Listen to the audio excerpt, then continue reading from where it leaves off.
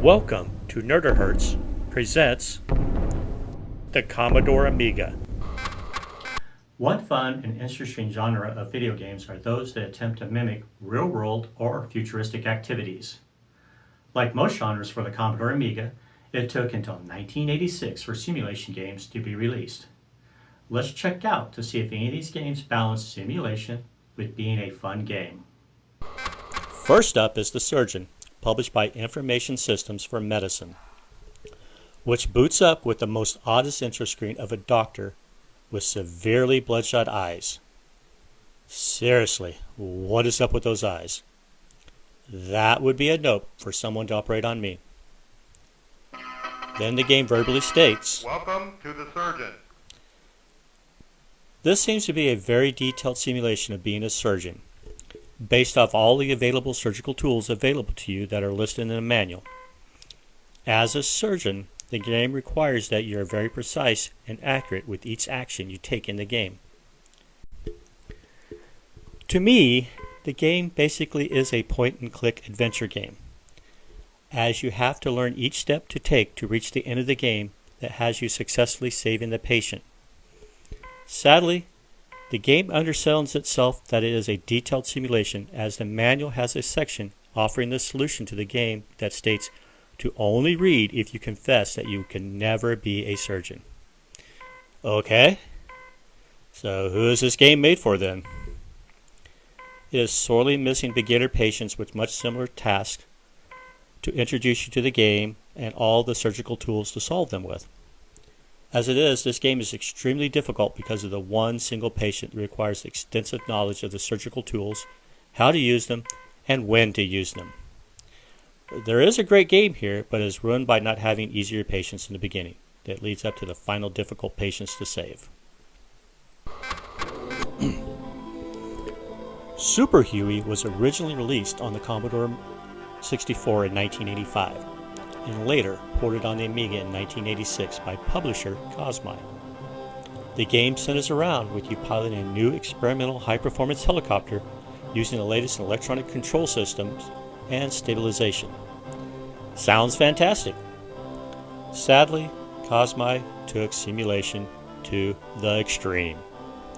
I selected the training option in order to learn how to play the game. You have to type in POW to turn on the helicopter. I am literally using the Amiga, which is from the future, that has a mouse that can control a pointer. Why am I typing POW versus clicking on a power button? Then the game states to press function 8. Pressed. Now it says wait for warm-up. I wait. I wait some more. And guess what? Still waiting. The game is simulating the amount of time for the engine to reach the correct temperature.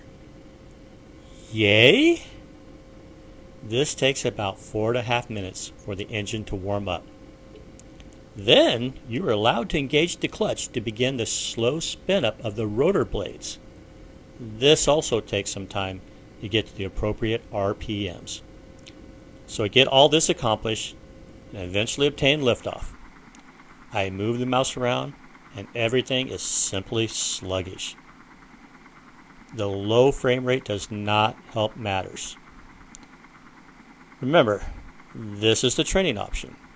I have no interest in trying out any actual missions, as I find nothing enjoyable with this simulation experience at all. Silent Service was created by the now legendary Sid Meier and published by the equally legendary Microprose. Originally released on the 8-bit platforms in 1985 and later on the Amiga in 1986. It is a simulation of controlling a Gato-class submarine during World War II. The game boots up with a decent title screen with some flames behind the submarine, which I assume is a recent kill. Oddly, there's no music. Seems to be taking silent a bit too far. Since this is my first time ever playing the game, I'll try out the training scenario. Right away, the icons on the bottom make total logical sense. Seems like R might be for reverse, the numbers next to it are for speed, the arrows are for movement, with the red circle in the middle seems to be for stopping all directional movement. The two map-looking squares appear to be for zooming in and out of the map. After that, definitely looks like the periscope next to the map icons. The FN with the line rotating around it might be for speeding up time, since it will take a lot of time traveling around the ocean. My predictions of the gameplay options are correct, as Silent Service is a very intuitive, controlling game.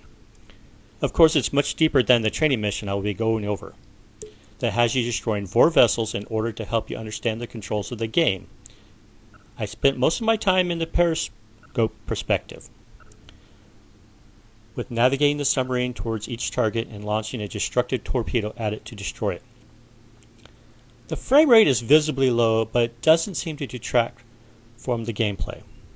I eventually navigate the submarine around and destroy all the training targets with torpedoes and the deck guns. I can see why this is such a beloved and decorated game. It is simply a very intuitive and balanced gameplay along with simulation to make it a fantastic playing game. I look forward to revisiting this game for a full playthrough in the future. Finally, there is Arctic Fox, a tank simulation developed by Dynamix and published by Electronic Arts. It is a sequel to Dynamix's earlier efforts on the Commodore 64 called Stellar 7. It's the year 2005. Aliens are in Antarctica, converting Earth's oxygen into an atmosphere that better suits them, but deadly to humans. Enter the super tank Arctic Fox, mankind's last hope for survival. The game boots up with the title Arctic Fox, and which I assume is a logo for the super tank, along with a rendition of a song by Bach. There are 4 options presented. Enemy preview lets you see each of the enemy units you'll come across along with a brief description. Training lets you drive around the game world where your super tank's armor is tougher, you have more ammunition, and the enemy is weaker and less intelligent, along with the inability to complete the game. Beginner is similar to training, but you're able to complete the game. Tournament are for those gamers with epic abilities, as the enemy makes use of their tracking capabilities. So training mode for me it is. The game presents you inside the Arctic Fox with a main screen displaying the outside world, with readouts on the right and left of it. The bottom portion of the screen has a radar in the middle with a right hand representation holding a joystick and a left hand with several options that can be activated during the game. This all looks and seems fantastic, which is why I saved this for the last. Then the game slaps at you and laughs manically at you while hysterically screaming, "Look at this slow frame rate, you idiot!" The super tank game immediately runs out of gas. The frame rate makes it unplayable, and I have no further interest with attempting to play it beyond the training level. Extremely disappointing, as Arctic Fox had a lot going for it to be a fantastic game. As can be seen, it appears it is difficult to make a simulation game that also balances the fun factor.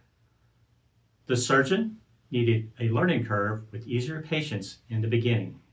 Super Huey needed to forego having the player wait for 5 minutes just to get the helicopter off the ground. Arctic Fox had potential, but is ultimately let down by its sub-10-second frame rate. Silent Hill seems to have managed to balance with a simulation with fun gameplay. Comment below if you played any of these games and your thoughts on them. Thank you for watching Nerdahertz presents the Commodore Amiga.